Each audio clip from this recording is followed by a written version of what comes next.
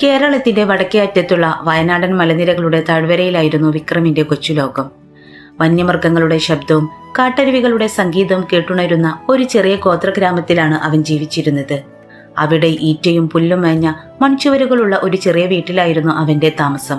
പട്ടിണിയും കഷ്ടപ്പാടും നിറഞ്ഞതായിരുന്നു അവന്റെ വീടെങ്കിലും വിക്രമിന് ജീവിതത്തോട് പരാതികളൊന്നും ഉണ്ടായിരുന്നില്ല.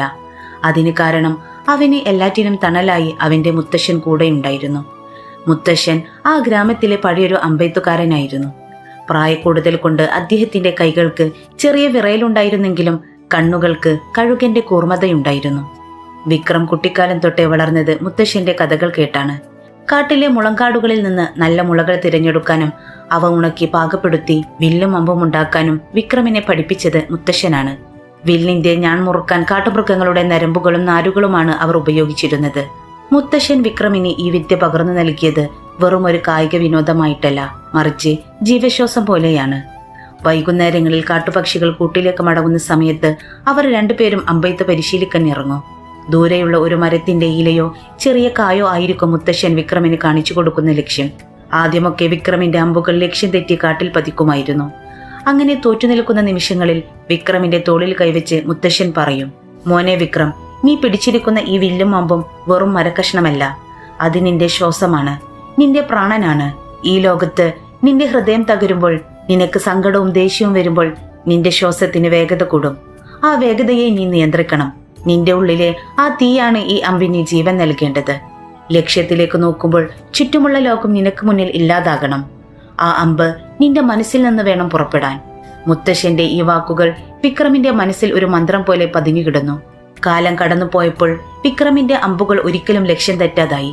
കാറ്റിന്റെ ദിശയും വേഗതയും തന്റെ നഗ്നപാദങ്ങളിലൂടെ ഭൂമിയിൽ നിന്നും ശ്വസിക്കുന്ന വായുവിൽ നിന്നും തൊട്ടറിയാനുള്ള ഒരു പ്രത്യേക കഴിവ് അവൻ നേടിയെടുത്തു. എന്നാൽ ആ കൊച്ചു കുടുംബത്തിന്റെ സമാധാനം അധികനാൾ നീണ്ടുനിന്നില്ല. വിക്രമിന് താഴെ 3 അനിയന്മാരും ഒരു അനിയത്തിയും ഉണ്ടായിരുന്നു. അമ്മ പകൽ മുഴുവൻ പണിയെടുത്താലും എല്ലാവർക്കും 2 നേരത്തെ ആഹാരത്തിനുള്ള വക തികയുമായിരുന്നില്ല.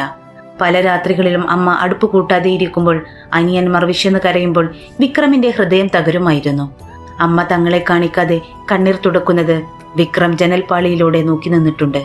വീട്ടിലെ മൂത്ത മകനായ തനിക്ക് ഈ ദാരിദ്ര്യം മാറ്റാൻ ഒന്നും ചെയ്യാൻ കഴിയുന്നില്ലല്ലോ എന്നോർത്ത് അവൻ അർദ്ധരാത്രികളിൽ ഉറങ്ങാതെ കാട്ടിലേക്ക് നോക്കി ഇരിക്കുമായിരുന്നു. അതിനിടക്കാണ് ആ വലിയ ദുരന്തം അവരെ തേടിയെത്തിയത്.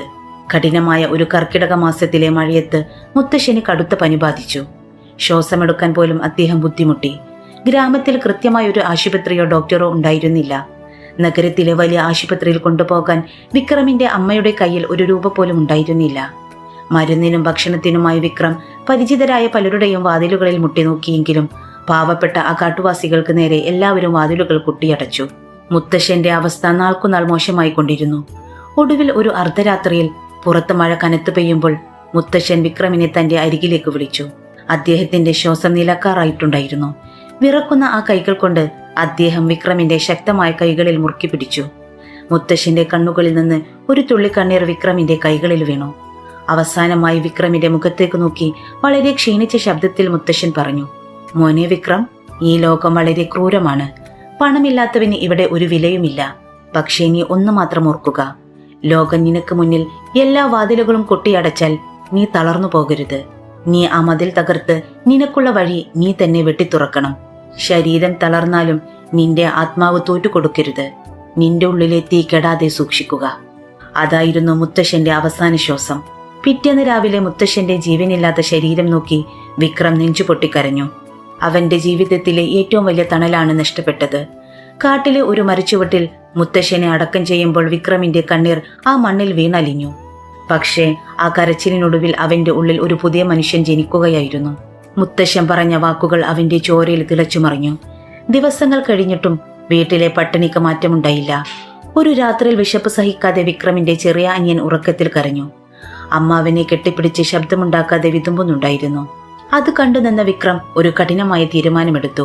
ഈ ദാരിദ്ര്യത്തിൽ കിടന്ന് തന്റെ കുടുംബം ഇല്ലാതാകുന്നത് നോക്കി നിൽക്കാൻ അവന് കഴിയില്ലായിരുന്നു. മുത്തശ്ശൻ പഠിപ്പിച്ച വിദ്യയും ഉള്ളിലെ പ്രതിഭയും മാത്രമാണ് അവന്റെ കൈമുതൽ. പിറ്റേന്ന് വെളുപ്പിനെ വിക്രം യാത്രക്കായി ഒരുങ്ങി. മുത്തശ്ശൻ അവനായി ഉണ്ടാക്കി വെച്ചിരുന്ന പക്ഷികളുടെ തൂവലുകൾ വെച്ചുപിടിപ്പിച്ച അമ്പുകൾ അടങ്ങിയ കൊട്ട അവൻ തോളിലിട്ടു. തന്റെ പ്രാണനായ ആ മുളവില്ലെ കയ്യിലെടുത്തു. അമ്മയുടെ കാലുകൾ തൊട്ട് വണങ്ങുമ്പോൾ വിക്രമിന്റെ കണ്ണുകൾ നിറഞ്ഞു. അമ്മേ, ഞാൻ പോവുകയാണ്. നമ്മുടെ ഈ അവസ്ഥ മാറ്റാതെ, അനിയന്മാർക്ക് വയറു നിറയെ ആഹാരം നൽകാനുള്ള വക കണ്ടെത്താതെ ഞാൻ ഇനി തിരികെ വരില്ല. മുത്തശ്ശൻ എന്റെ കൂടെയുണ്ട്, വിക്രം ഉറച്ച ശബ്ദത്തിൽ പറഞ്ഞു.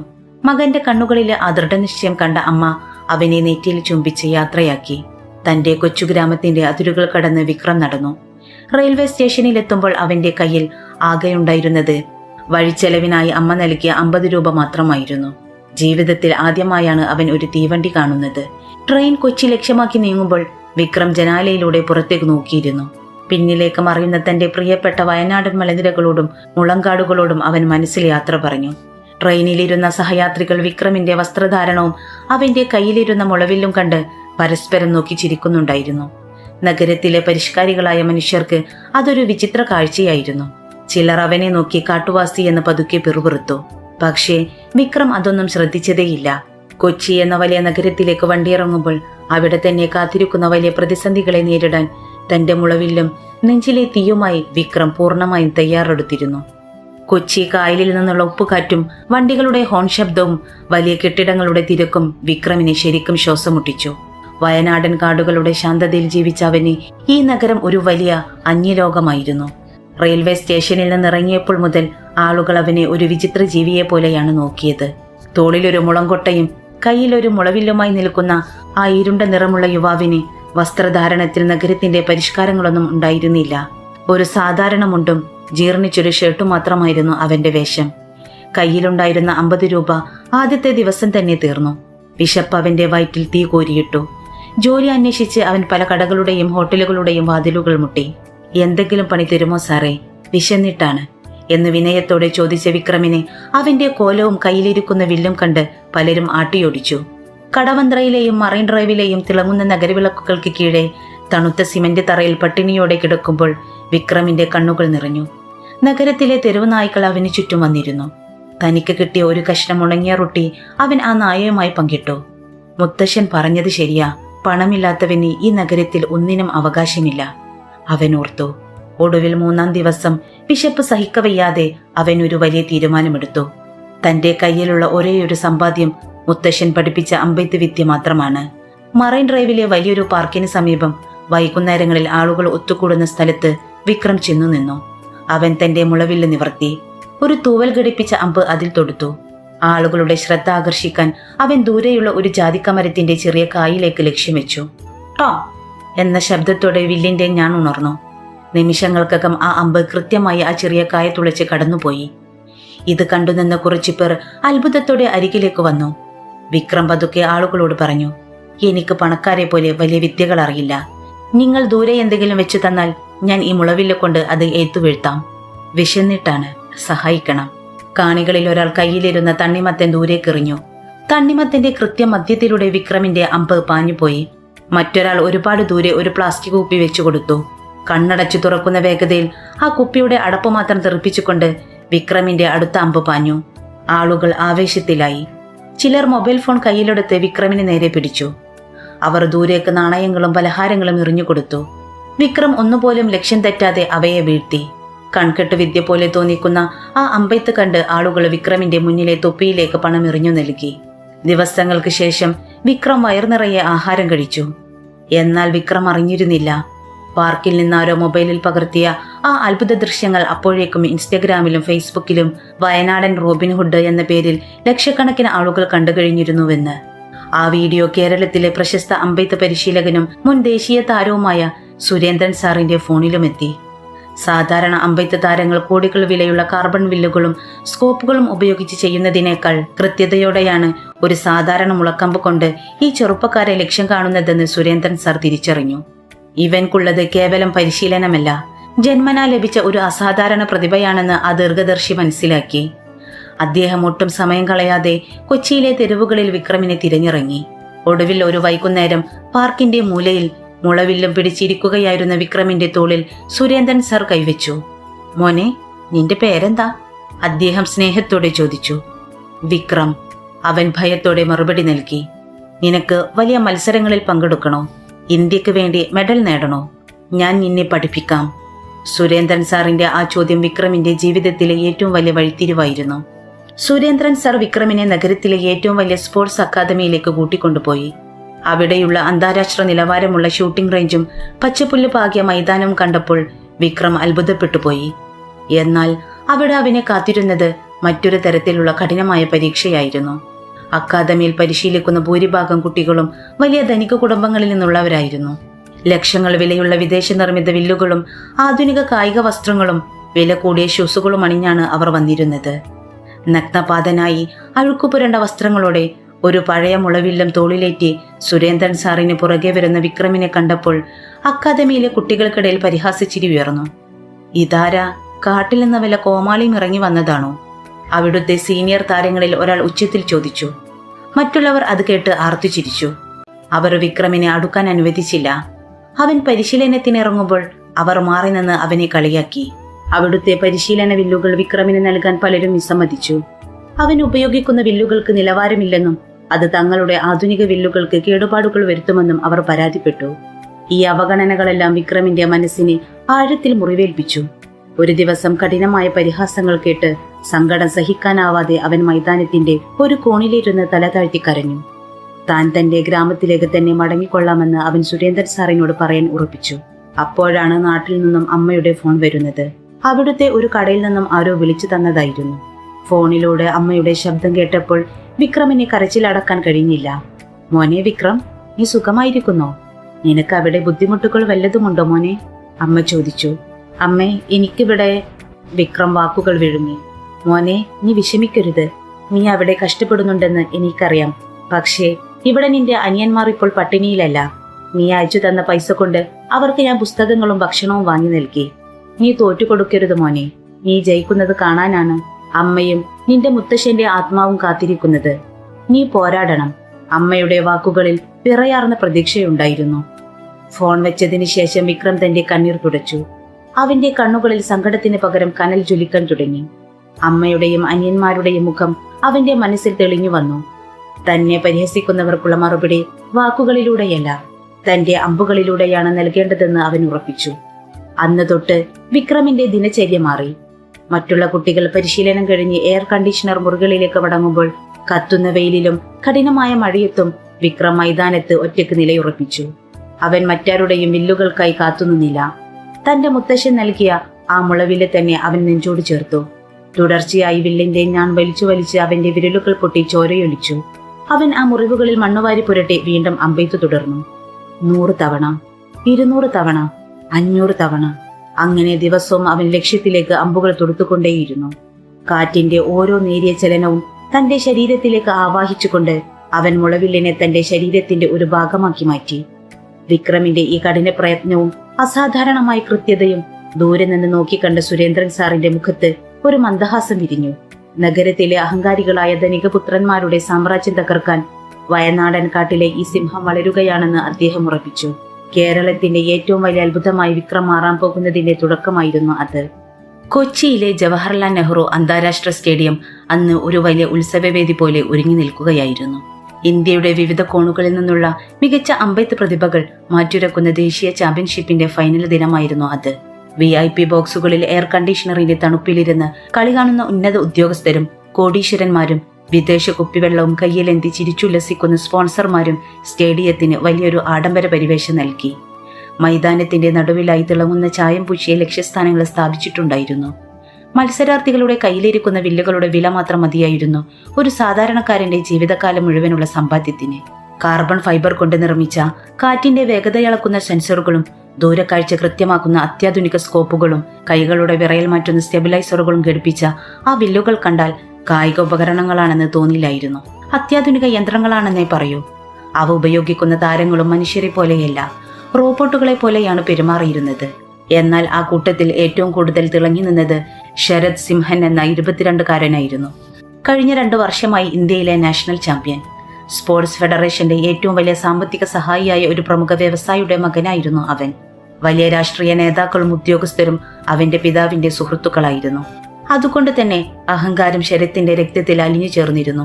ഒളിമ്പിക്സിലേക്കുള്ള യോഗ്യത തനിക്ക് ജനിച്ചപാടെ ലഭിച്ചതാണെന്ന ഭാവത്തിൽ അവൻ തന്റെ ലക്ഷക്കണക്കിന് രൂപ വിലയുള്ള സ്മാർട്ട് വാച്ചിൽ നോക്കി കോച്ചിനോട് തമാശകൾ പറഞ്ഞ് ചിരിക്കുകയായിരുന്നു.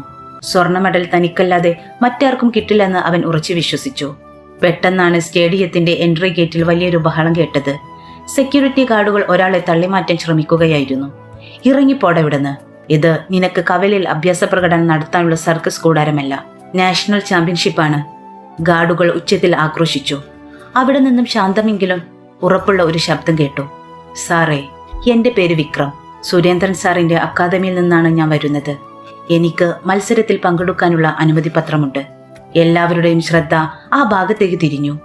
മെലിഞ്ഞ് എന്നാൽ കാട്ടിലെ ഈറ്റമുള പോലെ ദൃഢമായ ശരീരമുള്ള ഒരു യുവാവ്. ഒരു സാധാരണ മുണ്ട് തെറുത്തുകുത്തി നഗ്നപാതനായി അവൻ അവിടെ നിന്നു. അവന്റെ ഉള്ളംകാലുകൾ പരുക്കൻ പാറകളിൽ നടന്ന് വിണ്ടുകീറിയിട്ടുണ്ടായിരുന്നു. തോളിൽ കാട്ടിലെ മുളകൾ കൊണ്ട് താൻ തന്നെ ചെത്തിമിനുക്കിയ ഒരു വളഞ്ഞ മുളവില്ലേ, പുറകിൽ മയിൽപ്പീലി ഘടിപ്പിച്ച അമ്പുകൾ നിറഞ്ഞ ഒരു മുളക്കൊട്ട. അവന്റെ കണ്ണുകളിൽ കഷ്ടപ്പാടിന്റെ വലിയൊരു കഥയുണ്ടായിരുന്നു. എങ്കിലും ആ മുഖത്ത് പാറ പോലെയുള്ള ഒരു നിശ്ചയദാർഢ്യം പ്രകടമായിരുന്നു. അവനെ കണ്ടതും ശരത് സിംഹൻ ഉറക്കെ പരിഹസിച്ചു ചിരിച്ചു. ഹേയ് സുഹൃത്തുക്കളെ, ദാ നോക്കൂ, കാട്ടിൽ നിന്ന് ഒരു വേട്ടക്കാരൻ വന്നിരിക്കുന്നു. ഇവനാണോ ഈ അത്യാധുനിക വില്ലുകളോട് മത്സരിക്കാൻ പോകുന്നത്? ചെരുപ്പ് വാങ്ങാൻ പോലും കാശില്ലാത്ത ഇവനാണോ 70 മീറ്റർ ദൂരേക്ക് അമ്പെയ്യാൻ പോകുന്നത്? അതുവരെ മിണ്ടാതിരുന്ന വിക്രം ശരത്തിന്റെ കണ്ണുകളിലേക്ക് നേരെ നോക്കി പതുക്കെ പറഞ്ഞു. അമ്പ് കൊള്ളേണ്ടത് ചെരുപ്പിന്റെ വില നോക്കിയല്ല സാറേ, നെഞ്ചിലെ കരുത്ത് നോക്കിയാണ്. വർഷങ്ങളായി കണ്ണീരും ചോരയും ഒഴുക്കി നേടിയെടുത്തതാണ് ഈ കരുത്ത്. അത് ആഡംബര മൈതാനങ്ങളിൽ നിന്നല്ല, ജീവിതത്തിന്റെ കഠിനമായ അടികളിൽ നിന്നാണ് ഞാൻ പഠിച്ചത്. എന്റെ മുത്തശ്ശന്റെ ആത്മാവും അമ്മയുടെ പ്രാർത്ഥനയും ഈ വില്ലിലുണ്ട്. ഞാനിന്ന് ഇവിടെ തോറ്റു പിന്മാറാൻ വന്നതല്ല. വിക്രമിന്റെ മറുപടി ശരത്തിന് കടുത്ത ദേഷ്യമുണ്ടാക്കി. ഒരുപാട് സംസാരിച്ചു നീ. നിന്റെ ഈ വക്ര ബുദ്ധിയുള്ള പഴയ മുളങ്കമ്പിന് എത്ര ദൂരം പോകാമെന്ന് നമുക്ക് കാണാം. ആദ്യ റൗണ്ടിൽ തന്നെ നീ പുറത്തായില്ലെങ്കിൽ ഞാൻ എന്റെ പേര് മാറ്റും, ശരത് വെല്ലുവിളിച്ചു. മത്സരം ആരംഭിച്ചതായി അനൗൺസ്മെന്റ് വന്നു. 70 മീറ്റർ ദൂരെയുള്ള ലക്ഷ്യസ്ഥാനത്തേക്ക് അമ്പെയ്യണം. സ്റ്റേഡിയത്തിൽ കാറ്റ് അല്പം ശക്തമായിരുന്നു. അമ്പെയ്ത്ത താരങ്ങളുടെ ഏറ്റവും വലിയ ശത്രു കാറ്റാണ്. എല്ലാവരും തങ്ങളുടെ പൊസിഷനുകളിലേക്ക് മാറി. ശരത് സിംഹൻ അഭിമാനത്തോടെ തന്റെ ഹൈടെക് വില്ലുയർത്തി. വില്ലിലെ സ്കോപ്പിലൂടെ അവൻ ലക്ഷ്യസ്ഥാനം കൃത്യമായി നിരീക്ഷിച്ചു.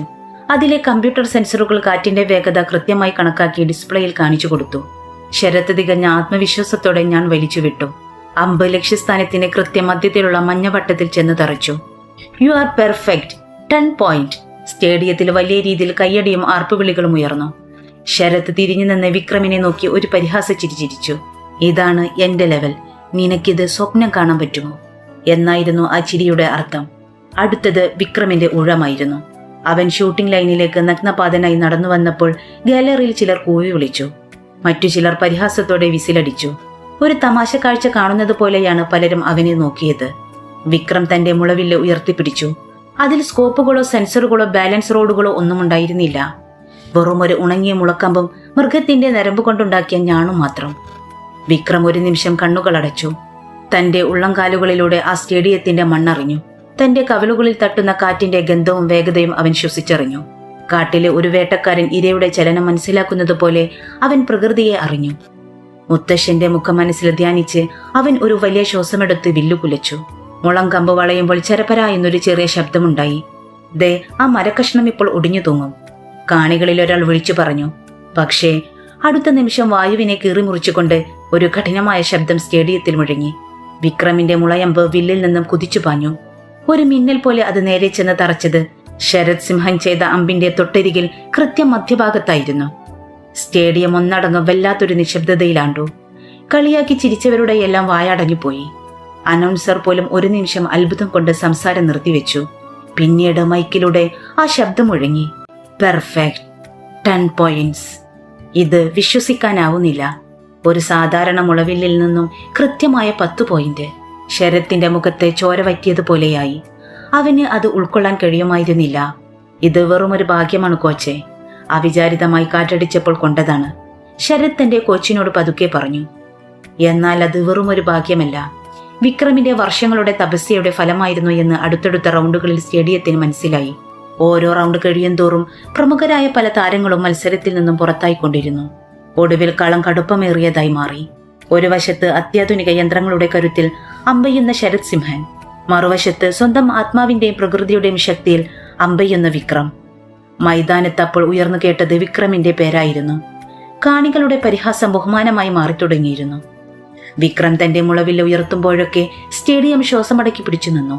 തന്റെ ദാരിദ്ര്യത്തോടും അവഗണനകളോടും പൊരുതി നേടിയ ആ കഠിനമായ പോരാട്ട വീര്യം വിക്രമിന്റെ ഓരോ അമ്പിലും പ്രകടമായിരുന്നു.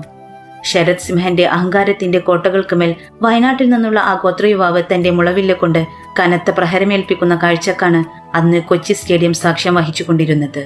ദേശീയ ചാമ്പ്യൻഷിപ്പിന്റെ ഫൈനൽ റൗണ്ടിലേക്ക് കടന്നപ്പോൾ സ്റ്റേഡിയത്തിൽ വല്ലാത്തൊരു യുദ്ധപ്രതീതിയായിരുന്നു. ഇരുവശത്തും സ്കോറുകൾ ഒപ്പത്തിനൊപ്പമായിരുന്നു. ഇനി അവശേഷിക്കുന്നത് ഇരുവർക്കും വെറും 3 അമ്പുകൾ മാത്രമാണ്. രാജ്യം മുഴുവൻ ശ്വാസമടക്കി പിടിച്ച് ആ സുപ്രധാന നിമിഷത്തിലേക്ക് കണ്ണു നട്ടിരിക്കെയാണ് പ്രകൃതി പെട്ടെന്ന് അതിന്റെ ഭാവം മാറ്റിയത്. മിനിറ്റുകൾക്കകം അന്തരീക്ഷം വല്ലാതെ ഇരുണ്ടുകൂടി. കൊച്ചി കായലിൽ നിന്ന് വീശിയടിച്ച കടുത്ത കാറ്റും കറുത്ത മഴക്കാറുകളും സ്റ്റേഡിയത്തെ മൂടി. കനത്ത പൊടിക്കാറ്റ് വീശിയതോടെ സ്റ്റേഡിയത്തിന് മുകളിലെ വലിയ ഫ്ളാഗുകൾ വന്യമായി പടപട എന്ന ശബ്ദമുണ്ടാക്കി പറക്കാൻ തുടങ്ങി. അമ്പെയ്ത്ത് മത്സരത്തിൽ ലക്ഷ്യസ്ഥാനം കൃത്യമായി കാണുന്നതിനും അമ്പിന്റെ ഗതി നിയന്ത്രിക്കുന്നതിനും കാറ്റ് എപ്പോഴും വലിയൊരു പ്രതിസന്ധിയാണ് സൃഷ്ടിക്കാറുള്ളത്. ഈ പെട്ടെന്നുള്ള കാലാവസ്ഥാ വ്യതിയാനം അത്യാധുനിക ഉപകരണങ്ങളുമായി വന്ന നഗരത്തിലെ താരങ്ങളെ വല്ലാതെ ഉലച്ചു കളഞ്ഞു. നിലവിലെ ചാമ്പ്യനായ ശരത് സിംഹൻ വല്ലാതെ പരിഭ്രാന്തനായി. കാറ്റിന്റെ വേഗത കൂടിയതോടെ അവന്റെ കോടികൾ വിലമതിക്കുന്ന വില്ലിലെ ഡിജിറ്റൽ സെൻസറുകൾ തെറ്റായ റീഡിംഗുകൾ കാണിക്കാൻ തുടങ്ങി. കാറ്റിന്റെ ദിശ അടിക്കടി മാറിക്കൊണ്ടിരുന്നതിനാൽ വില്ലിൽ ഘടിപ്പിച്ചിരുന്ന ആധുനിക സ്കോപ്പിലൂടെ ദൂരെയുള്ള ലക്ഷ്യം വ്യക്തമായി കാണാൻ അവന് സാധിച്ചില്ല. കോച്ചെ, സെൻസറുകളൊന്നും കൃത്യമായി വർക്ക് ചെയ്യുന്നില്ല. സ്കോപ്പ് വല്ലാതെ ഉലയുകയാണ്. എനിക്ക് ലക്ഷ്യസ്ഥാനം പോലും വ്യക്തമായി കാണാൻ പറ്റുന്നില്ല. ഈ കാറ്റിൽ മത്സരം നടത്തുന്നത് അസാധ്യമാണ്. ദയവായി ഇത് മാറ്റിവെക്കണം. ശരത് ദേഷ്യത്തോടെയും ഭയത്തോടെയും തന്റെ കോച്ചിനോട് വിളിച്ചു പറഞ്ഞു. എന്നാൽ ദേശീയ നിയമപ്രകാരം കളി നിർത്തിവെക്കാൻ കഴിയില്ലായിരുന്നു. ഈ പ്രകൃതിക്ഷോഭം രണ്ടുപേർക്കും ഒരുപോലെയായിരുന്നു. മനസ്സില്ലാ മനസ്സോടെ ശരത് തന്റെ അടുത്തമ്പ് തൊടുത്തു. എന്നാൽ അവൻ ഞാൻ വിട്ട നിമിഷം വീശിയടിച്ച ശക്തമായൊരു കാറ്റിന്റെ പ്രഹരത്തിൽ അമ്പിന്റെ ഗതി മാറിപ്പോയി. അത് ലക്ഷ്യത്തിന്റെ മധ്യഭാഗത്തു നിന്നും ഒരുപാട് അകലെ വെറും 8ാം നമ്പറിലാണ് ചെന്ന് തറച്ചത്. ശരത്തിന്റെ മുഖം വിളറി വെളുത്തു. അവൻ വില്ല് നിലത്തടിച്ച് തന്റെ നിരാശയും ദേഷ്യവും പരസ്യമായി പ്രകടിപ്പിച്ചു. അടുത്തത് വിക്രമിന്റെ ഊഴമായിരുന്നു. അപ്പോഴേക്കും കാറ്റിന്റെ വേഗത അതിന്റെ പരമാവധിയിൽ എത്തിയിരുന്നു. വിക്രമിന്റെ മെലിഞ്ഞ ശരീരം ആ കാറ്റിൽ ചെറുതായി ആടിയുലഞ്ഞു. അക്കാദമിയിലെ തന്റെ ഗുരുവായ സുരേന്ദ്രൻ സർ ദൂരെ നിന്ന് കൈ ഉയർത്തി. വിക്രം, ധൃതി കൂട്ടരുത്. കാറ്റൽപ്പം ശമിക്കാൻ കാത്തു നിൽക്കൂ എന്ന് വിളിച്ചു പറയുന്നുണ്ടായിരുന്നു. എന്നാൽ വിക്രം ആ അട്ടഹാസങ്ങൾക്കും കാറ്റിന്റെ ഇരുമലുകൾക്കുമിടയിൽ മറ്റൊന്നും കേൾക്കുന്നുണ്ടായിരുന്നില്ല. അവൻ തന്റെ നഗ്നപാദങ്ങൾ സ്റ്റേഡിയത്തിലെ മണ്ണിലേക്ക് കൂടുതൽ ആഴ്ത്തിവെച്ചു. വിറക്കുന്ന തന്റെ വിരലുകളാൽ അവൻ ആ മുളവില്ലിനെ കൂടുതൽ മുറുക്കി പിടിച്ചു. ആ നിമിഷം അവന്റെ ഓർമ്മകളിലേക്ക് ഓടിയെത്തിയത് വയനാടൻ കാടുകളിൽ കർക്കിടക മാസത്തിലെ കടുത്ത കൊടുങ്കാറ്റിൽ തന്നെ അമ്പെയ്ത്ത് പഠിപ്പിച്ച മുത്തശ്ശന്റെ രൂപമായിരുന്നു. കാറ്റടിക്കുമ്പോൾ മിടുക്കനായ വേട്ടക്കാരൻ ഒരിക്കലും ഗുഹകളിൽ ഒളിച്ചിരിക്കില്ല. അവൻ ആ കൊടുങ്കാറ്റിനോട് എതിരിടാൻ നിൽക്കില്ല. പകരം ആ കൊടുങ്കാറ്റിന്റെ തന്നെ ഒരു ഭാഗമായി മാറും. പ്രകൃതിയെ നിന്റെ ശത്രുവായി കാണരുത്. കാറ്റിന്റെ വഴി ഏതാണോ ആ വഴിയെ നിന്റെ അമ്പിനെയും നയിക്കുക. വിക്രം ഒരു നിമിഷം കണ്ണുകൾ അടച്ചു. തന്റെ കവിളുകളിൽ തട്ടുന്ന കാറ്റിലൂടെ അതിന്റെ ശക്തിയും വേഗതയും അവൻ കൃത്യമായി കണക്കുകൂട്ടി. അവൻ തന്റെ മുളവിലെ നേരെ ദൂരെയുള്ള ലക്ഷ്യസ്ഥാനത്തിന് നേരെ പിടിച്ചില്ല. പകരം കാറ്റ് വീശുന്ന ദിശക്ക് അനുസൃതമായി അല്പം ചിരിഞ്ഞാണ് അവൻ വില്ല് കുലച്ചത്. കാണികൾ ഇത് കണ്ട് അത്ഭുതപ്പെട്ടു. ഇവനത് എങ്ങോട്ടാണ് അമ്പെയ്യുന്നത്? ലക്ഷ്യസ്ഥാനം അവിടെയല്ലല്ലോ, പലരും വിളിച്ചു പറഞ്ഞു. പക്ഷേ വിക്രം തന്റെ ഉള്ളിലെ കനലിനെ അമ്പിലേക്ക് ആവാഹിച്ച് ഞാൻ വലിച്ചുവിട്ടു. വായുവിനെ കീറിമുറിച്ച് പാഞ്ഞ ആ മുളയമ്പ് ആദ്യം ഒരു വക്രരേഖയിൽ പുറത്തേക്ക് പോകുന്നതായി തോന്നിപ്പിച്ചു. എന്നാൽ അടുത്ത നിമിഷം വീശിയടിച്ച ശക്തമായ കാറ്റ് ആ അമ്പിനെ കൃത്യമായി തിരിച്ച് ലക്ഷ്യസ്ഥാനത്തേക്ക് തന്നെ വളച്ചു കൊണ്ടുവന്നു. വിസ്മയിപ്പിക്കുന്ന ആ കാഴ്ച കണ്ട് ആളുകൾ എഴുന്നേറ്റ് നിന്നു. ഒരു അദൃശ്യ ശക്തിയാൽ ആ അമ്പ് നേരെ ചെന്ന് തറച്ചത് 10ാം നമ്പറിന്റെ കൃത്യ മധ്യത്തിലായിരുന്നു.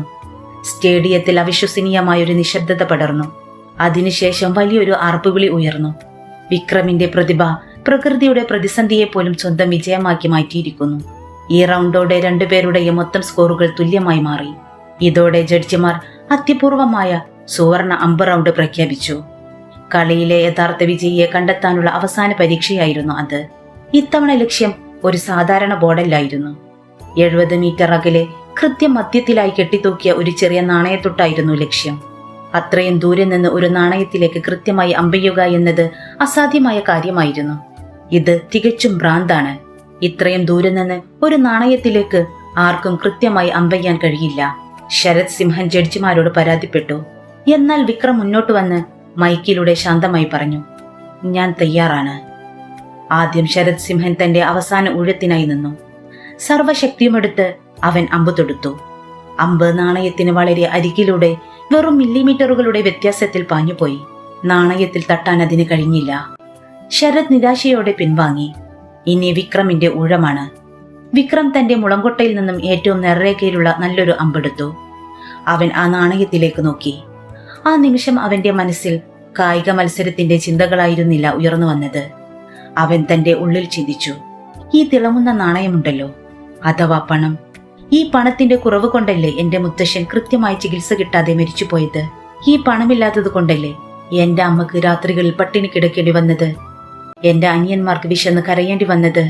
നഗരത്തിൽ വന്നപ്പോൾ എന്നെ കാട്ടുവാസിയെന്നും പിച്ചക്കാരനെന്നും വിളിച്ച് ആളുകൾ അകറ്റി നിർത്തിയത് ഈ പണത്തിന്റെ അഹങ്കാരം കൊണ്ടല്ലേ. ഇന്നെനിക്ക് ഭേദിക്കേണ്ടത് ഈ നാണയത്തെയല്ല, പണമുള്ളവരും ഇല്ലാത്തവരും തമ്മിൽ മനുഷ്യർ ഉണ്ടാക്കി വെച്ചിരിക്കുന്ന ഈ വലിയ വിവേചനത്തിന്റെ മതിലുകളെയാണ്. വിക്രം തന്റെ ശ്വാസമടക്കി.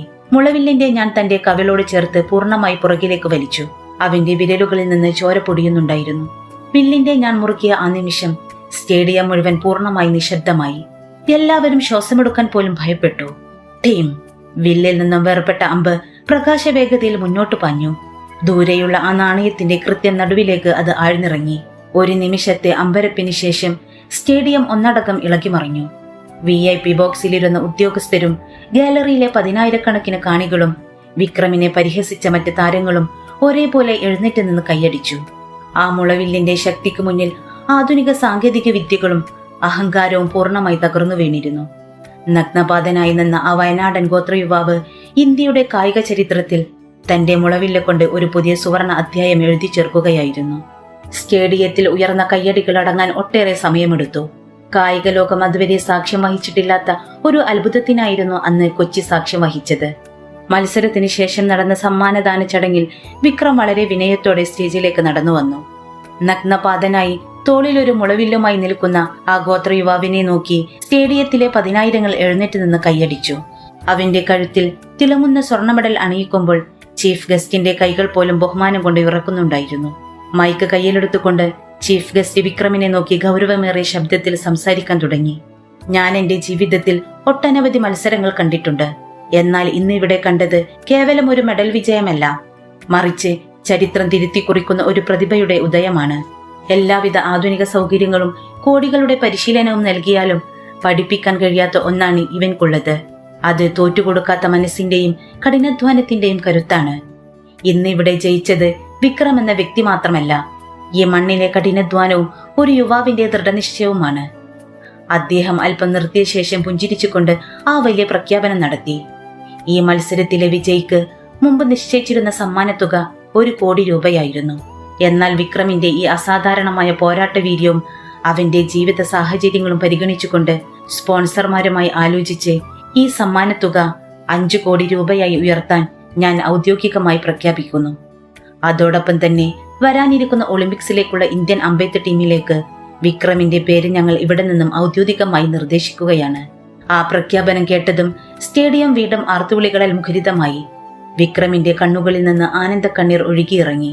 താൻ അനുഭവിച്ച പട്ടിണിയും തെരുവിൽ കഴിച്ചുകൂട്ടിയ തണുത്ത രാത്രികളും അക്കാദമിയിൽ വെച്ച് നേരിടേണ്ടി വന്ന കഠിനമായ പരിഹാസങ്ങളും അവന്റെ മനസ്സിലൂടെ ഒരു മിന്നൽ പോലെ കടന്നുപോയി. തന്റെ കഠിന പ്രയത്നം ഒടുവിൽ ലക്ഷ്യം കണ്ടിരിക്കുന്നു. ചടങ്ങുകൾക്ക് ശേഷം സ്റ്റേഡിയത്തിന്റെ ഒരു കോണിൽ തന്റെ മുളവില്ലം പിടിച്ച് ശാന്തനായി നിൽക്കുകയായിരുന്ന വിക്രമിന്റെ അരികിലേക്ക് ശരത് സിംഹൻ പതുക്കെ നടന്നു വന്നു. അവന്റെ മുഖത്ത് മുമ്പുണ്ടായിരുന്ന അഹങ്കാരമെല്ലാം പൂർണ്ണമായി ഇല്ലാതായിരുന്നു. വിക്രമിന് നേരെ തന്റെ കൈകൾ നീട്ടിക്കൊണ്ട് ശരത് വളരെ ആത്മാർത്ഥതയോടെ പറഞ്ഞു, വിക്രം, എന്നോട് ക്ഷമിക്കുക. ഞാൻ നിന്നെ ഒരുപാട് കളിയാക്കി. പക്ഷേ ഇന്ന് നീ എന്നെ ഒരു വലിയ പാഠം പഠിപ്പിച്ചു. സത്യം പറയൂ, നിന്റെ ആ മുളവില് എന്തോ വലിയ മാന്ത്രികതയുണ്ട് അല്ലേ? വിക്രം അവന്റെ കൈകൾ ചേർത്ത് പിടിച്ചുകൊണ്ട് പതുക്കെ പുഞ്ചിരിച്ചു. എന്നിട്ട് ശാന്തമായ ശബ്ദത്തിൽ മറുപടി നൽകി, മാന്ത്രികത എന്റെ വില്ലിലല്ല ശരത്, എന്റെ വയറ്റിലെ വിശപ്പിന്റെ തീയിലാണ്. നിങ്ങൾ മെഡലിനും പ്രശസ്തിക്കും വേണ്ടി കളിക്കുമ്പോൾ ഞങ്ങൾ ജീവിതത്തിനും അതിജീവനത്തിനും വേണ്ടിയാണ് പോരാടുന്നത്. ലക്ഷ്യം തെറ്റിയാൽ നിങ്ങൾക്ക് ഒരു മെഡൽ മാത്രമായിരിക്കും നഷ്ടപ്പെടുക. എന്നാൽ ഞങ്ങളെപ്പോലെയുള്ളവർക്ക് ഒരു ലക്ഷ്യം തെറ്റിയാൽ ചിലപ്പോൾ സ്വന്തം ജീവനും കുടുംബത്തിന്റെ അത്താണിയുമായിരിക്കും നഷ്ടപ്പെടുക. ആ ഒരു ഭയവും കനലുമാണ് എന്റെ ഓരോ അമ്പിനും ഈ കൃത്യത നൽകുന്നത്. വിക്രമിന്റെ ആ വാക്കുകൾ ശരത്തിന്റെ കണ്ണു തുറപ്പിച്ചു. അവൻ വിക്രമിനെ കെട്ടിപ്പിടിച്ച് തന്റെ ആദരവ് പ്രകടിപ്പിച്ചു. ദിവസങ്ങൾക്ക് ശേഷം വിക്രം കൊച്ചി നഗരത്തോട് യാത്ര പറഞ്ഞ് തന്റെ ജന്മനാടായ വയനാട്ടിലേക്ക് തിരിച്ചു. ഇത്തവണ അവൻ പഴയതുപോലെ ആരും അറിയാത്ത ഒരു പാവപ്പെട്ട ഗോത്ര യുവാവായിരുന്നില്ല. ഇന്ത്യയുടെ കായിക ഭൂപടത്തിൽ വിസ്മയം തീർത്ത ഒരു ദേശീയ ചാമ്പ്യനായിരുന്നു. അവൻ തന്റെ ഗ്രാമത്തിൽ വണ്ടിയിറങ്ങിയപ്പോൾ അവനെ സ്വീകരിക്കാൻ ഗ്രാമവാസികൾ മുഴുവൻ അവിടെ തടിച്ചുകൂടിയിരുന്നു. ചെണ്ടമേളങ്ങളുടെയും ആർപ്പുവിളികളുടെയും അകമ്പടിയോടെയാണ് അവർ വിക്രമിനെ സ്വീകരിച്ചത്. വിക്രം ഓടിച്ചെന്നത് തന്റെ അമ്മയുടെ അരികിലേക്കായിരുന്നു. മകന്റെ കഴുത്തിലെ സ്വർണമെഡലിലേക്ക് നോക്കി ആ അമ്മ സന്തോഷം കൊണ്ട് പൊട്ടിക്കരഞ്ഞു. വിക്രം അമ്മയെ കെട്ടിപ്പിടിച്ച് ആശ്വസിപ്പിച്ചു. തനിക്ക് ലഭിച്ച സമ്മാനത്തൊക്കെ ഉപയോഗിച്ച് തന്റെ അമ്മയുടെയും സഹോദരങ്ങളുടെയും കഷ്ടപ്പാടുകൾ അവൻ എന്നേക്കുമായി അറുതി വരുത്തി. അനിയന്മാർക്ക് നല്ല വിദ്യാഭ്യാസവും അനിയത്തിക്ക് അവൾ ആഗ്രഹിച്ച പുസ്തകങ്ങളും കളിപ്പാട്ടങ്ങളും അവൻ വാങ്ങിക്കൊടുത്തു. തങ്ങളുടെ ചോർന്നൊലിക്കുന്ന ആ പഴയ മൺവീടിന് പകരം നല്ലൊരു വീട് അവൻ നിർമ്മിച്ചു നൽകി. തന്റെ ഗ്രാമത്തിലെ മറ്റ് പാവപ്പെട്ട കുട്ടികൾക്ക് അമ്പെയ്ത്ത് പഠിക്കുന്നതിനായി അവൻ ഒരു ചെറിയ പരിശീലന കേന്ദ്രം അവിടെ ആരംഭിക്കാൻ തീരുമാനിച്ചു.